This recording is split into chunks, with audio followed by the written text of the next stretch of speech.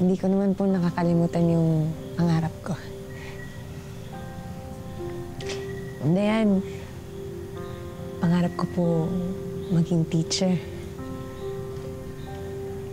Dahil yung mga teacher, sila ho yung instrumento para maabot yung pangarap ng mga estudyante nila.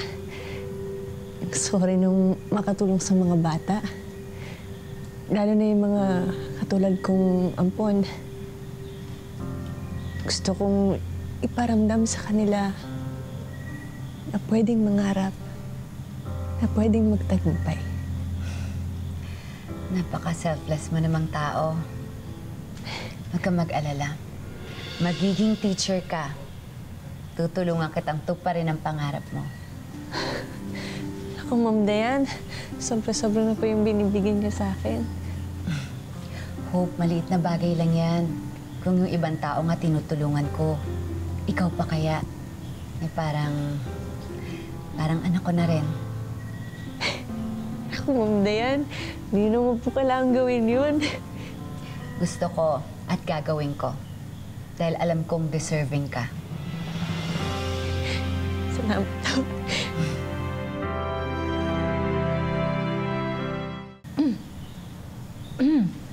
Hope.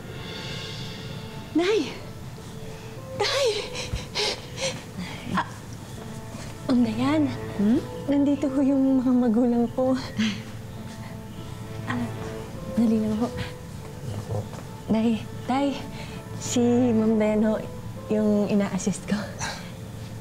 Magandang araw ho. Magandang araw ho. Magandang araw din. Mitch? Mitch? Ibalik mo muna ako sa villa. Salamat.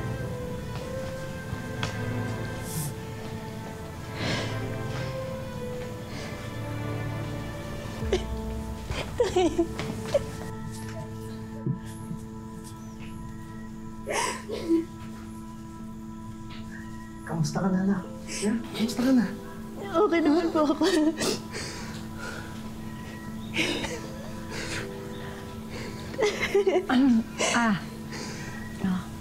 Hope. Sinamahan ko lang dito tong tatay mo kasi panayang hanap sa'yo. Tanong ng tanong kung saan ka daw nag-i-stay. Opo, Nay. Dito na po ako nag-i-stay.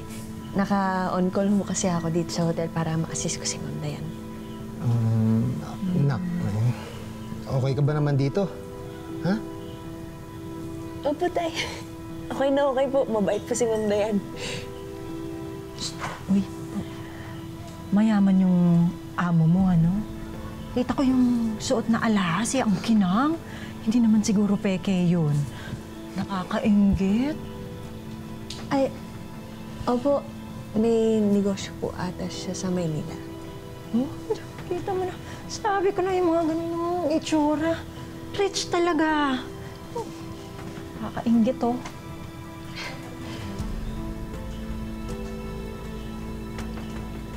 Ay, uy. Sabihin mo naman dun sa amo mo.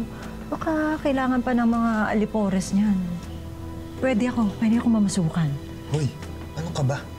Si Hope na kayo nag-aalaga doon. Aagaon mo pa ng trabaho yung bata. Uy, tipago na naman talaga mga reyna. Kailangan maraming dama. Oh, ganun yun. Nako. Basta. Magse-celebrate tayo, ha? Gusto ko sana sama-sama tayong maghapunan bago ako umalis sa isang araw. Pwede ba yun? Ha? Ay, opo naman. Magpapaalam po kay Ma'am Dayan, Sige. ha? Okay. Dito tayo sa bahay, ha?